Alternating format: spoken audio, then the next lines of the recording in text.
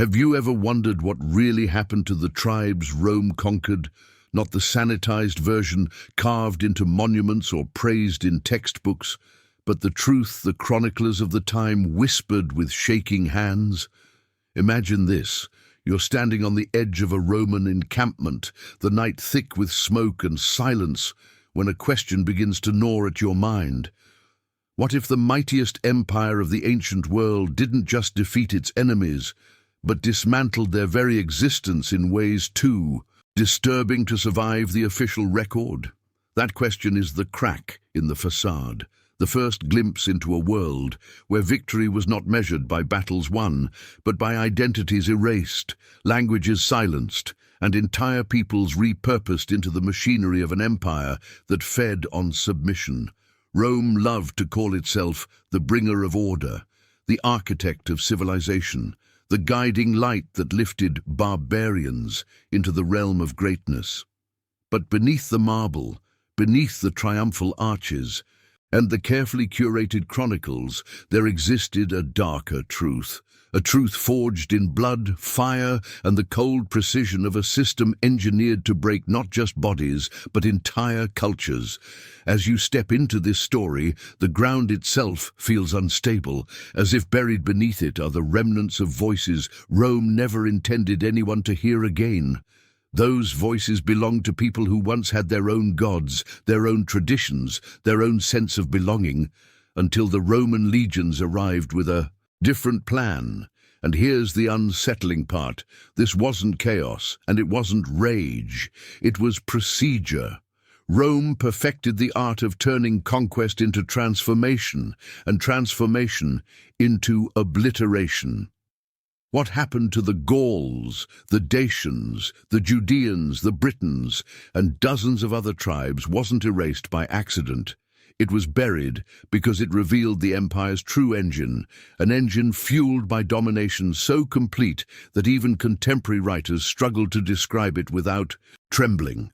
You might find yourself asking, could an empire celebrated for law, architecture, and philosophy also be the architect of some of history's most calculated brutalities?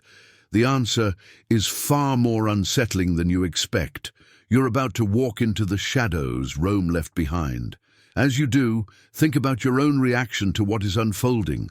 Have you ever felt that strange pull toward the hidden side of history, the part no one talks about, but everyone senses? If so, stay with me, because what you're about to uncover may challenge everything you thought you understood about ancient power. Before we go deeper, tell me in the comments what surprises you most so far, and why understanding this hidden side of Rome matters to you. And while you're here, make sure to leave a like and check whether you're already subscribed to the channel, because what you're going to discover next might shift your entire perspective on ancient empires, and you won't want to miss it as we continue forward into what comes next. When a tribe fell to Rome, the first blow was never the sword, it was the system. The legions marched with precision, but the true machinery of domination began the moment the dust settled and the screams faded into silence. As the defeated stood surrounded by Roman shields, they weren't looking at an army. They were looking at an administrative apparatus designed to unmake them piece by piece. The chroniclers of the time described this stage with a kind of trembling clarity, as if they understood they were documenting not just a military victory, but the opening act of a ritual dismantling. Rome classified, recorded, evaluated, and separated, not according to humanity, but according to usefulness. The very first step was stripping away identity, reducing people to categories instead of names. To the Romans, a conquered tribe was no longer a collection of families, elders, warriors, and children. It became an inventory, a ledger entry, a living resource. And this transformation happened with chilling efficiency. Officials moved through the field with wax tablets, marking down survivors, dividing them into groups the same way they would sort captured livestock. Age, physical strength, reproductive potential, these became the metrics of value. The defeated often stood in shock, unable to process how quickly their world had collapsed into a classification exercise. This was deliberate. Rome understood that the fastest way to erase a culture was to replace its structure with another one before the people had time to understand what was happening to them. Witnesses wrote that the psychological impact was immediate. People who had been warriors an hour earlier were suddenly ordered to sit in the dirt under guard, treated like objects awaiting distribution. Elders who had once held authority over entire clans found themselves ignored, pushed aside, or struck for speaking without permission. Children clung to their mothers, only to be pulled away by soldiers who weren't angry or emotional, just following protocol. That coldness, that absence of hatred, made the process even more terrifying. Hatred can be resisted. Procedure cannot. What Rome did first was to show that resistance was no longer an option because the world the tribes belonged to no longer existed. The chroniclers rarely wrote about this stage in detail, but when they did, their words carried a sense of helpless awe. They noted how the Roman officers almost never raised their voices, how commands were delivered with calm authority, how the structure itself, not the violence, did most of the breaking. This was the moment the defeated understood that the battle was only the beginning. Rome wasn't content with victory. It wanted the soul of the conquered tribe to dissolve into the empire without leaving a trace. The initial dehumanization was the foundation upon which every later cruelty was built, shaping a system that turned entire peoples into components of Rome's growing power. And as this quiet dismantling continued, another stage waited just beyond it, ready to reduce their existence even further. The moment Rome declared a conquered people res, a legal thing, every thread that once bound that tribe to its identity snapped in an instant. Roman law did not merely subjugate, it redefined existence. Chroniclers who glimpsed this process describe a shift so abrupt and so absolute that even seasoned observers struggled to comprehend how swiftly humanity could be stripped away with the stroke of a stylus. Under Roman jurisprudence, the defeated were absorbed into categories with names as cold as the marble inscriptions that recorded them. A man who had stood proudly as a warrior minutes earlier could now be classified as a labor asset. A mother who carried the memory of her ancestors became a transferable possession. A child, not yet old enough to understand fear, became a unit of future value. The transformation was not metaphorical. It was administrative, enforceable, and irreversible. To understand the brutality of this system, you have to see how the Romans conceptualized ownership. Property wasn't simply something you held, it was something that defined your status in society. The more property you possessed, the more legitimate your power became. Conquered peoples fed that hunger. They became the raw material of Roman ambition, fueling farms, households, building projects, gladiatorial schools, and military supply chains. But the most horrifying part wasn't the labor itself, it was the way the law framed them. These people existed in a space beneath citizenship, beneath dignity, beneath even the protections animals occasionally received. A captured tribe had no legal personhood. They could not speak in court, they could not appeal. They could not even technically be wronged, because wrongdoing required harming a person, and the law said they were no longer persons. Eyewitnesses wrote about scenes where Roman magistrates walked through lines of captives, tapping shoulders, examining limbs, inspecting teeth, assigning numbers. These weren't gestures of cruelty, they were gestures of valuation. A man might be marked as fit for quarry work, a woman for domestic labor, a child for future sale. Roman officers noted height, muscle density, scars that hinted at previous battles, signs of disease, even temperament. Individuals who resisted classification were struck not with the rage of conquerors, but with the irritation of bureaucrats delayed in their duties. Chroniclers preserved these moments with unsettling precision. An old Dacian chief forced to stand silent while officials debated whether he had enough remaining strength to be useful. A Judean mother holding her infant as soldiers discussed whether separating them would increase the sale price of each. A British teenager, trembling as a magistrate, recorded her as breeding stock, using a term that belonged more to cattle than to human beings. It was this legal annihilation that made everything that followed possible. Rome didn't need to erase cultures by burning scrolls or forbidding languages, though it often did those things too. It erased them by converting people into property categories so rigid and so deeply embedded in law that identity dissolved automatically. Once reclassified, a person belonged to no tribe, no lineage, no past. They belonged only to Rome, or more precisely, to whichever Roman purchased them. Next, and the empire understood exactly what it was doing. The chroniclers imply, in cautious lines buried between safer passages, that this system was designed not to punish, but to prevent the re-emergence of the defeated tribes in any recognizable form. Rome didn't fear resistance on the battlefield. It feared memory. It feared the simple act of a conquered people remembering who they had once been. And so the empire built a legal structure that ensured those memories would fade. One transaction at a time, until nothing remained but silence ready to be filled with whatever Rome demanded next.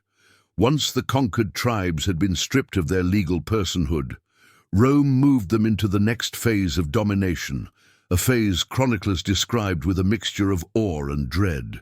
Control was not maintained by constant violence alone, but by calculated displays of punishment designed to break the will before rebellion could even form. Roman commanders understood that fear, when applied methodically, could shape entire generations. Survivors were forced to witness punishments carried out with ceremonial precision, each act reinforcing that the empire's authority was absolute and unchallengeable. Soldiers who had once fought the tribes on open battlefields now functioned as agents of discipline, enforcers of an order that erased any distinction between justice and obedience. The punishments varied, but the intention remained constant. Rebellious men were whipped not as simply to inflict pain, but to publicly demonstrate what resistance looked like. Bound to wooden posts, they endured lashes delivered with the same rhythmic discipline that defined the Roman army itself. Chroniclers noted that the soldiers never looked at their victims with hatred. Instead, their faces held a detached focus, as if they were performing a necessary task in maintaining the structure of the empire. The psychological impact was devastating. Watching a warrior who once stood proud collapse under the blows, unable to shield himself, communicated to every onlooker that strength no longer mattered, only submission.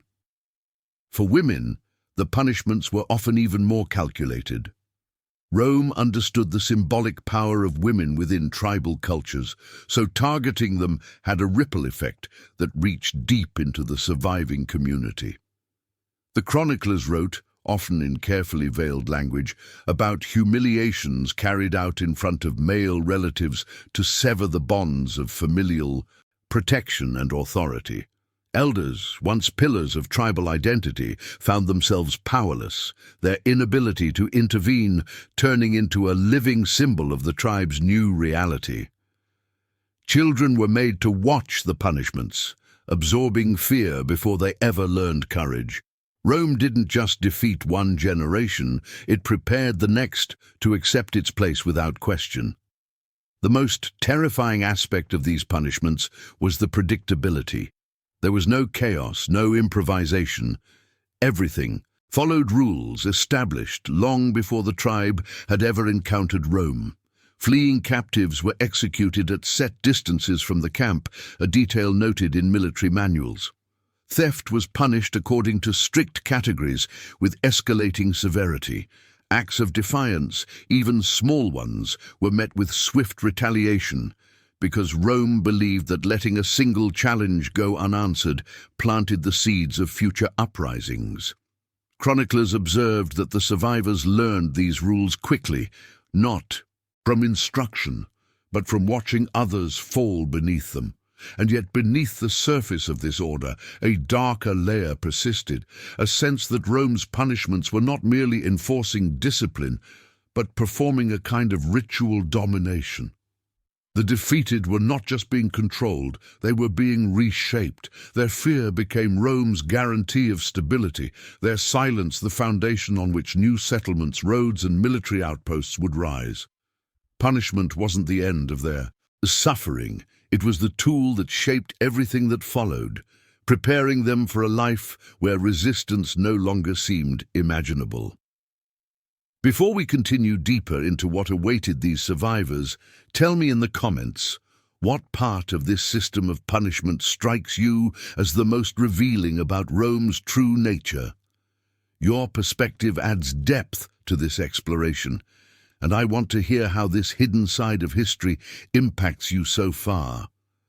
After the punishments had broken the last traces of visible resistance, Rome shifted seamlessly into the stage that defined the fate of countless conquered tribes: systematic enslavement.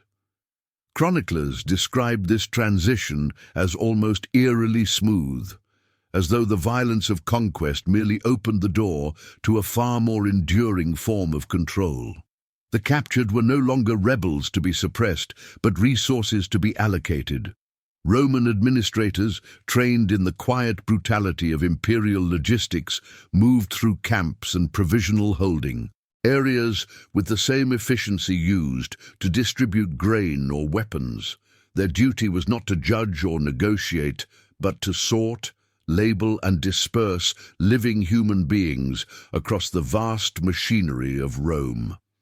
Families were the first to feel the sharp fracture of this system. The chroniclers wrote of mothers clutching children while soldiers waited with practiced indifference for administrative decisions to be made. The moment a name, or rather a number, was scratched onto a tablet, the separation began. Young men, prized for physical labor, were sent toward the mines or massive agricultural estates where death often arrived faster than productivity. Older men, unless they possessed rare skills, were deemed less valuable and assigned to grueling tasks meant to squeeze whatever strength remained before they became burdens. Women of certain ages were sent to households, while others were routed into state-controlled distributions that removed them entirely from the public record. Rome documented these transfers with the same cold precision used to track coinage. The redistribution of conquered peoples served a purpose far larger than economic gain. This dispersal was engineered to dissolve the tribe itself. Chroniclers hinted that Roman officials understood the danger of allowing large groups of captives from the same tribe to remain together. Shared memory could ignite shared defiance. Shared language could revive identity. So tribes were fragmented deliberately, scattered across provinces in ways that made reunification impossible. A Dacian woman might find herself in Sicily, a Judean craftsman in Gaul, a Briton child in North Africa. Each became a solitary remnant of a destroyed world, absorbed into the routines of Roman households or labor networks that hardly recognized their existence beyond their utility. The enslaved experienced a second erasure once the redistribution routes carried them far from the battlefield. Rome's legal system ensured they existed only as extensions of their owner's authority. Chroniclers noted that even their original names disappeared quickly, replaced by Roman ones chosen for convenience rather than identity. Every reminder of who they had been, clothing, jewelry, small tokens carried from home, was confiscated or lost. And yet the process remained devoid of emotional cruelty. It was not hatred, but order that governed their fate. This was what made it so effective. Hatred can be resisted with hatred, but order, delivered with Bureaucratic calm leaves no enemy to fight. As the redistribution continued, the conquered slowly dissolved into the empire's vast structure. They became invisible threads woven into villas, farms, temples, military installations, and urban households. Chroniclers observed, often with a tone of reluctant admiration, how completely Rome absorbed its captives while ensuring none of their former world remained intact. It was in this phase that the tribe's identity truly died, not through bloodshed but through dispersal, a quiet unraveling orchestrated by a system that understood precisely how to extinguish a people without leaving a single dramatic event for historians to record. As the scattered remnants of conquered tribes disappeared into Rome's systems of labor and servitude, a different kind of domination unfolded in the arenas. Chroniclers who witnessed these spectacles understood they were not merely public entertainment. They were an extension of imperial power, a ritualized form of violence engineered to remind both Romans and captives of the empire's absolute authority. In the eyes of the crowd, the people forced into the arena weren't individuals. They were symbols, living demonstrations of what happened to those who defied Rome. Each spectacle became a performance of supremacy, a controlled environment where the empire reenacted its conquests again and again, ensuring the message never faded. The midday executions, often dismissed today as footnotes, in the spectacle were among the most calculated acts of psychological warfare Rome ever crafted. These events were held when the elite left for refreshments, leaving behind ordinary citizens who absorbed the most brutal scenes without the distancing effect of senatorial presence.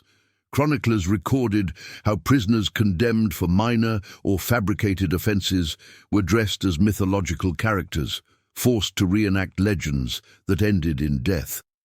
What made these scenes terrifying was the intentional blending of fiction and reality.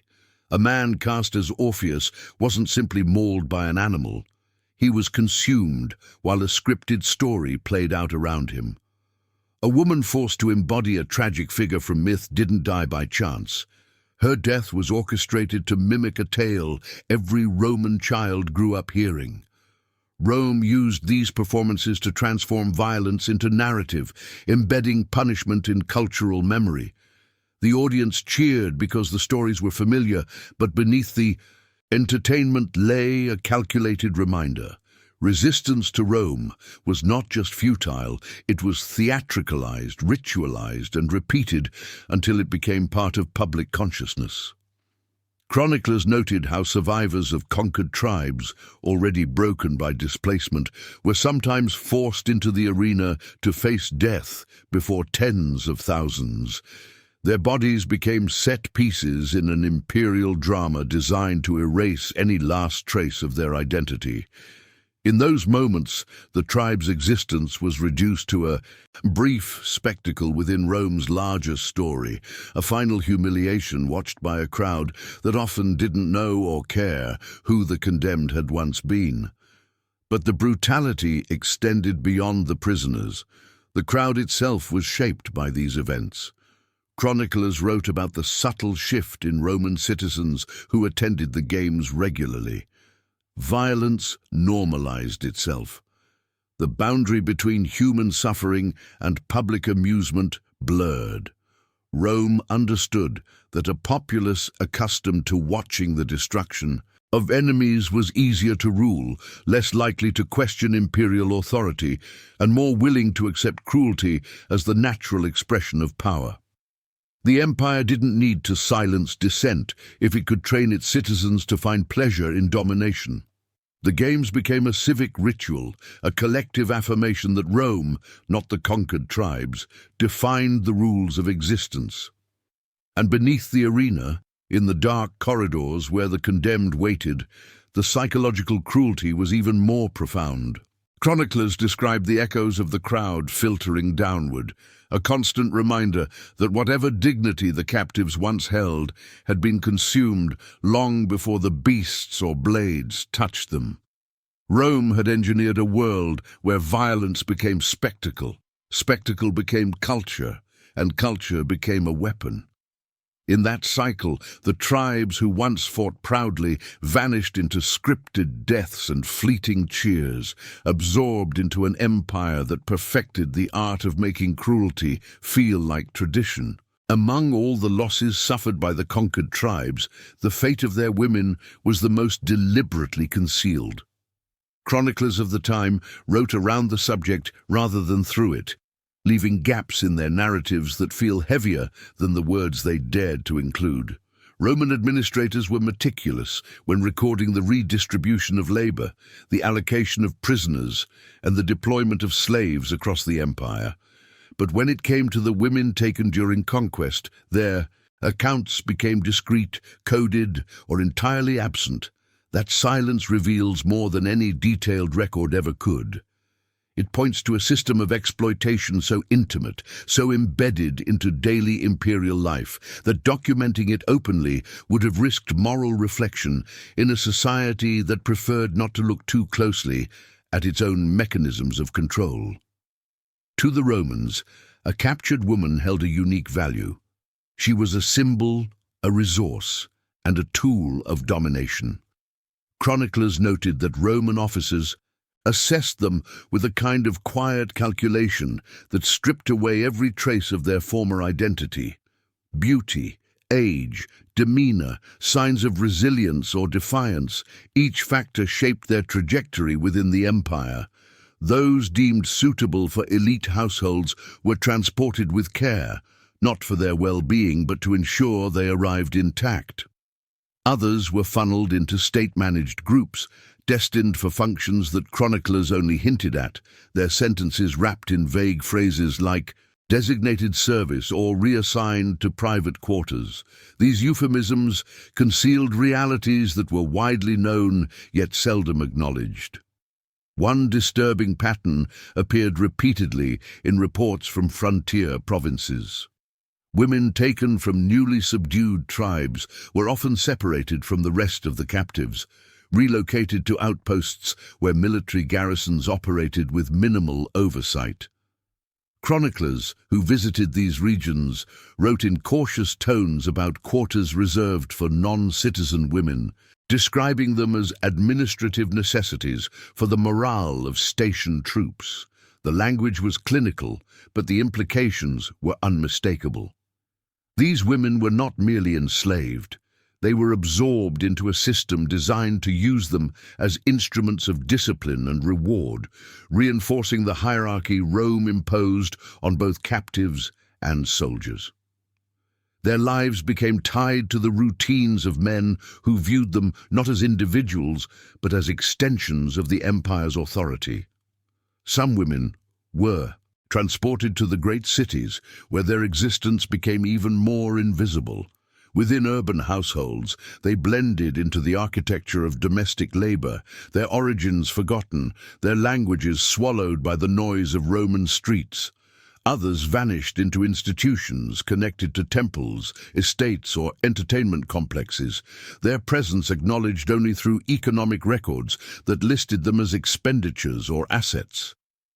Chroniclers occasionally reference these women in metaphors, speaking of them as shadows beneath the empire's grandeur. They were there in every corner of Roman life, yet their suffering remained unspoken because it was woven into the daily functioning of society. The empire understood that conquering men broke armies, but conquering women broke futures.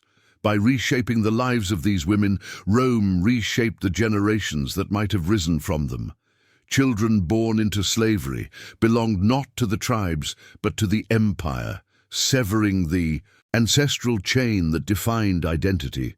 Chroniclers sometimes remarked on the eerie quietness of captured women, noting how they adapted to survive, how they learned to navigate a world that refused to acknowledge their humanity. Their silence was not acceptance. It was the result of a system designed to leave them without a voice. Before we continue, I want to hear from you. Which part of this hidden reality surrounding the fate of conquered women strikes you the most? Leave a comment sharing your thoughts, your reaction, or even a single phrase that captures what you felt while reading this. Your perspective matters as we uncover these buried layers of history together. For many of the conquered, survival after Roman victory did not mean freedom. It meant consignment to places where daylight itself felt like a memory. Chroniclers wrote of these destinations with a kind of restrained horror, as if even they struggled to put into words the slow violence that unfolded there. Mines, quarries, and remote labor camps became the final chapter for thousands upon thousands of defeated tribespeople. Rome did not need to execute them openly. The empire had learned that certain environments could kill without spectacle, without attention, and without leaving behind stories dramatic enough to disrupt the narrative of order and civilization it preferred to project. The mines were the most feared. Chroniclers described them not as workplaces, but as tombs carved into the earth, swallowing the living long before death arrived. Enslaved captives were forced into shafts so narrow that only one person could pass at a time, breathing air so thick with dust that lungs deteriorated within months. Men and women worked side by side, not as members of a conquered people, but as anonymous bodies tied to the production of Rome's wealth. Some were chained to prevent escape, others simply too weakened to consider it. The metallic clang of tools striking stone became the rhythm of their days, a sound chroniclers later compared to a heartbeat of suffering that pulsed beneath the prosperity of the empire. Quarries offered no relief. The labor there was above ground, but the brutality was the same. Captives carved stone for roads, temples, aqueducts, monuments, structures that still stand today, admired for their engineering brilliance, while the stories of those who built them dissolved into dust. Chroniclers noted the grim irony. The defeated tribes left behind no written history, yet their bodies shaped the architecture of Rome. Massive blocks were dragged by hand under the relentless sun, with overseers enforcing pace and obedience through lashes rather than words. Injuries were common, rest was rare, and those who collapsed were often removed without ceremony, replaced immediately by another captive drawn from the endless supply generated by Rome's expanding borders. In these labor camps, identity disappeared faster than strength. Captives who had once belonged to proud warrior cultures found themselves reduced to units of production, their tribal distinctions irrelevant to the supervisors tasked with extracting as much labor as possible before death arrived. Chroniclers wrote almost quietly that the mines and quarries seemed designed not merely for punishment but for erasure. People were worked until they no longer resembled who they had been, physically or psychologically. Years of darkness, deprivation, and isolation stripped away, the stories, songs, and memories that once held tribes together. Even if a captive survived long enough to be transferred elsewhere, the person returning was not the same as the one taken. Rome understood this transformation. It relied on it. The empire placed these labor sites strategically. They were remote, far from major cities, far from the eyes of those who might sympathize. Chroniclers describe journeys to these locations as unsettling, the landscape growing desolate, the silence deepening until only the distant echoes of hammering broke the air. Visitors reported seeing captives who moved like shadows, their bodies bent, their expressions hollow, as if the mines had drained more than their strength. For Rome, these camps solved two problems at once.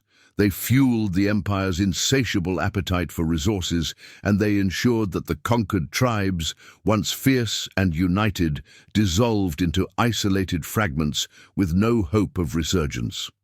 Over time, entire groups vanished. Within these pits of stone and metal, their names preserved only in faint references, written by chroniclers who sensed the weight of what they were witnessing. The slow death delivered by forced labor did not make for dramatic stories. It was not a battlefield triumph or a public spectacle. It was something quieter, deeper, and far more thorough.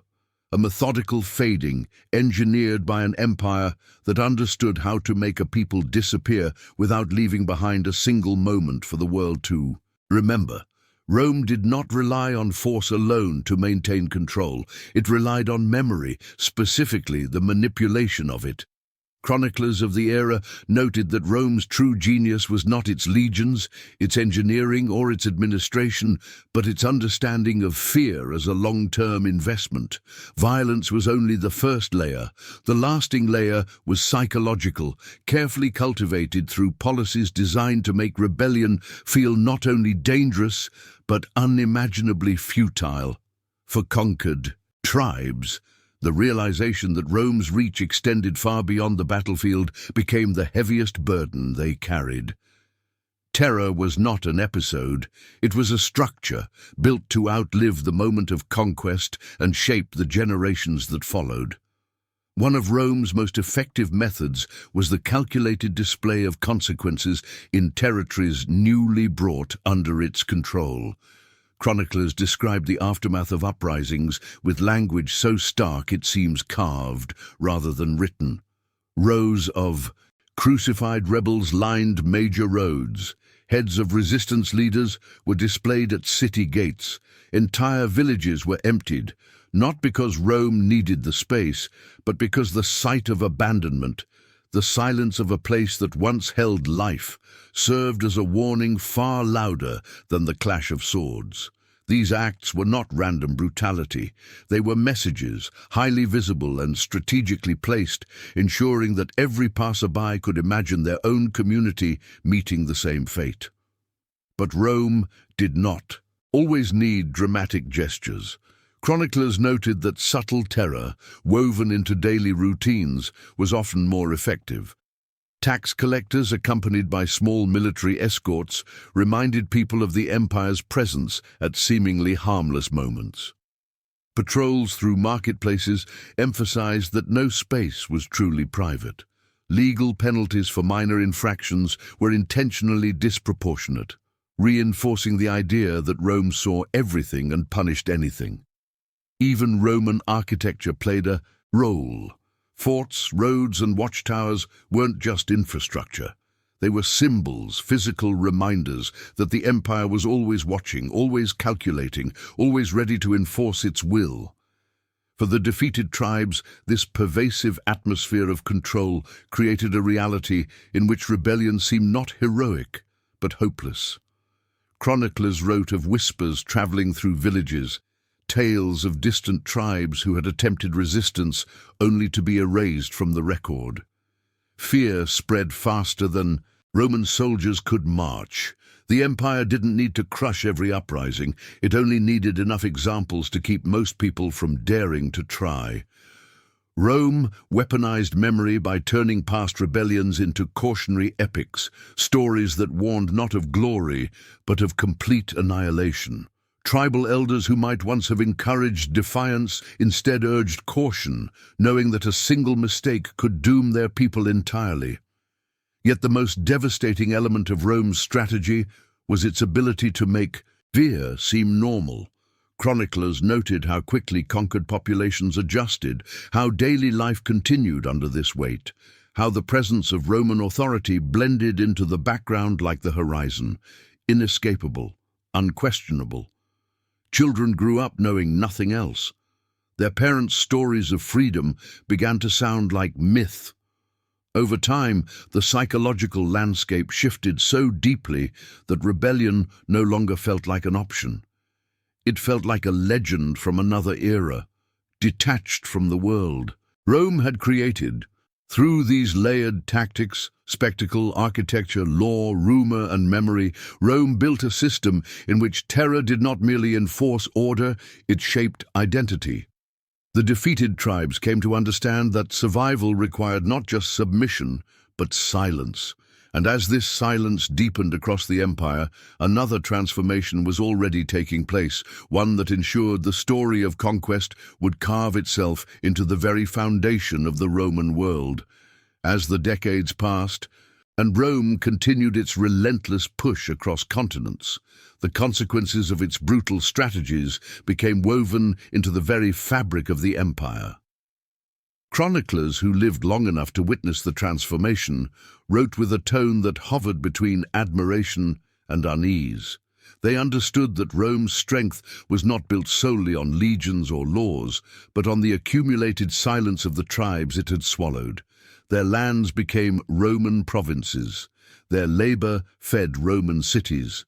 Their stories faded into fragmented echoes, preserved only in the margins of ancient texts or in the scars carried quietly by their descendants. The empire expanded not just through conquest, but through the systematic dissolution of memory, a process so thorough that entire cultures vanished without leaving behind a single written line of their own. The physical landscapes of the conquered territories reflected this shift.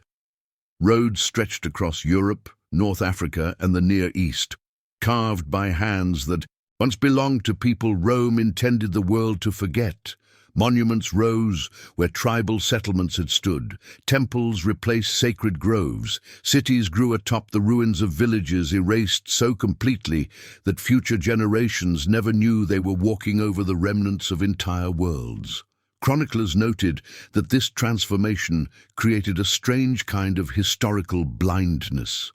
Romans marveled at their own achievements, unaware or unwilling to acknowledge that the foundations they praised were built on suffering too deeply buried for the present to grasp, yet the impact lingered in subtler ways.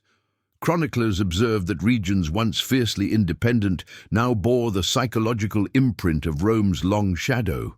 Practices, beliefs, and oral traditions shifted under centuries of occupation. Even after Rome weakened, many of these lands struggled to reclaim the stories that had been stolen from them. What survived emerged in fragments, folk tales, whispered legends, half-remembered names that pointed to a past deliberately obscured. The tribes had been conquered militarily in a matter of days or months, but they had been conquered culturally over generations. Rome's true success lay not in defeating opponents, but in ensuring that those opponents never again existed in recognizable form. The empire itself eventually crumbled, but the consequences of its methods did not. Chroniclers writing in its final centuries recognized that Rome's legacy was double-edged, magnificent in its durb achievements, devastating in its cost. The infrastructure endured, the legal frameworks endured, the languages and cultural practices endured, but so did the silence. The absence of certain peoples, the disappearance of their stories, the gaps in recorded history. These were the shadows cast by an empire that learned how to shape the world, not only by force, but by erasure. What Rome destroyed was not merely armies or settlements, but continuity, the thread that allows a people to remember who they were. And yet there is something remarkable in the fragments that remain. Chroniclers hinted at traces, names carved into stones, symbols hidden in rural rituals, legends of ancestors who resisted until the end. These traces defy the empire's intention.